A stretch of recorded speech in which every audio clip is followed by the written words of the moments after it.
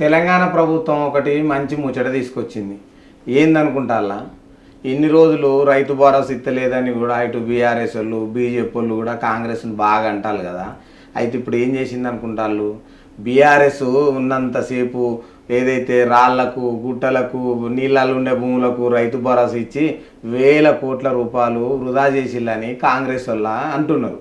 అయితే ఇప్పుడు ఈ కాంగ్రెస్ వచ్చినాక ఏం చేసిందంటే రైతు భరోసా ఇచ్చే రైతులకు ప్లాట్లకు రాళ్లకు గుట్టలకు నీళ్ళల్లో ఉండే భూములకు రైతు భరోసా ఇవ్వము, సాగు చేసే భూములకు మాత్రమే రైతు భరోసా ఇస్తామని ఇప్పుడు కొత్త రూల్ తీసుకొచ్చింది.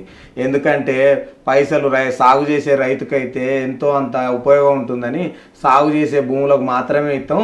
దానికి మొత్తం కూడా మొత్తం మండలాలలో ఉండేటువంటి గ్రామాలలో ఉండే రెవెన్యూ అధికారులు అందరూ కూడా ఏది మంచి భూమి, ఏది పండుతుంది, ఏది పండదని లెక్కలు చేసే పనిలో ఉన్నారట. ఇక నుంచి ఇక రైతు భరోసా ఇచ్చేది ఓన్లీ సాగు చేసే భూములకే ఇస్తామని రాష్ట్ర ప్రభుత్వం నిర్ణయించింది. ఇగో గీదుల్లా ముచ్చటయ్యాడిది.